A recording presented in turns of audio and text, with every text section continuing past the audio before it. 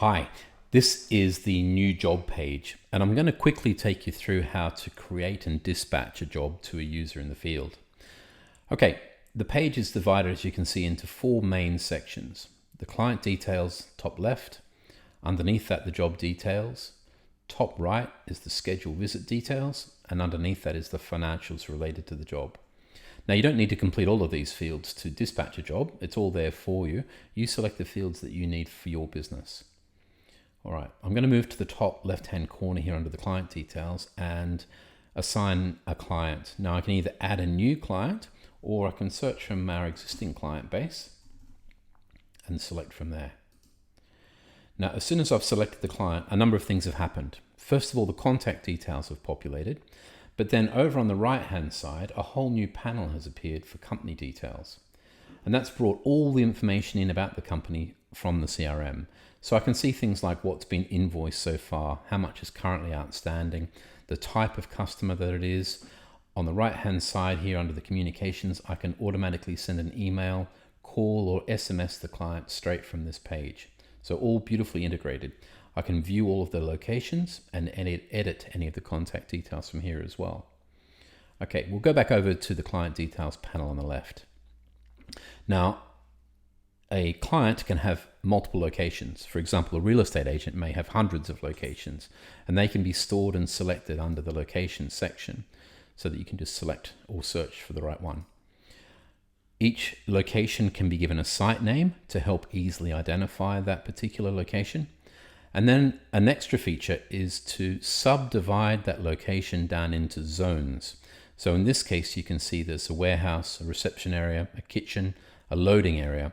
These are all different sections or zones of the location. And this zone feature links directly to our asset management system. So if you're using that, when you assign this job with the forms attached, it will automatically populate that form with the assets in that particular zone. So it just saves, again, huge amount of time. All right, we'll move down now to the job details.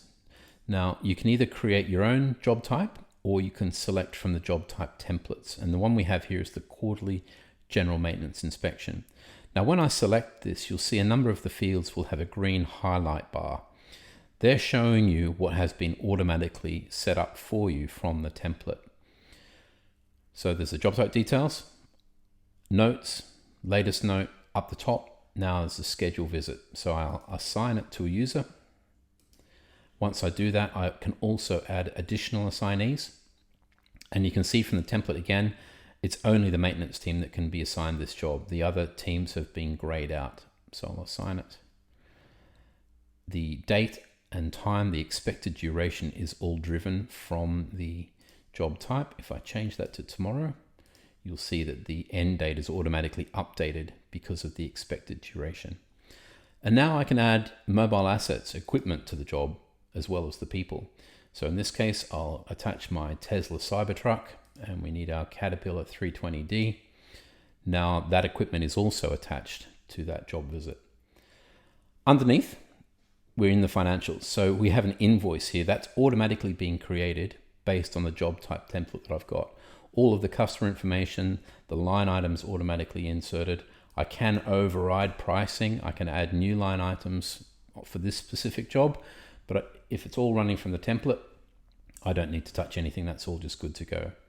If I'm paying commission to salespeople, I can put in a nominal value for the job value. I can assign a salesperson, and I can select the source where the lead came from. Job done. Okay, that's simple. Now again, I've filled in all the fields here. It's taken a few minutes. If I'm using just the job types, it's literally 3 or 4 clicks and it's done. I'll hit dispatch.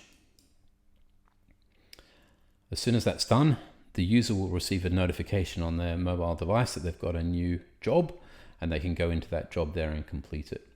You'll see now that a few sections have now appeared that weren't there before. The buttons across the top have been updated, so the job ID now has the job number. The job type has been populated, and those colors can be customized to suit each different job type.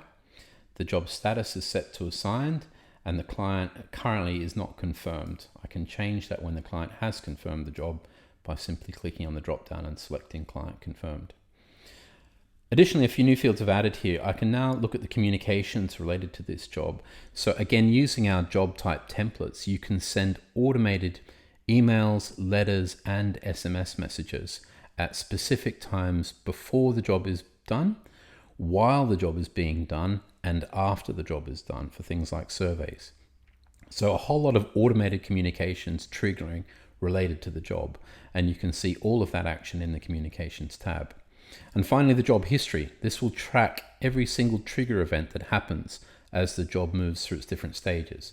At the moment, it's being created, so it's captured the time and date of creation, but it can then record any breaks, travel time, and actual time spent on the job in the job duration tab, all recorded for you and visible from that section. I can then go ahead and view the job in the scheduler. That will show me who the people that have been assigned to the job and also the assets. So there we are. Again, lots and lots of functionality. If you're using the job type template, so much of it happens automatically for you. It's all preset. Otherwise, you just use the fields that you need for your business. Thanks very much. I hope you have fun with it.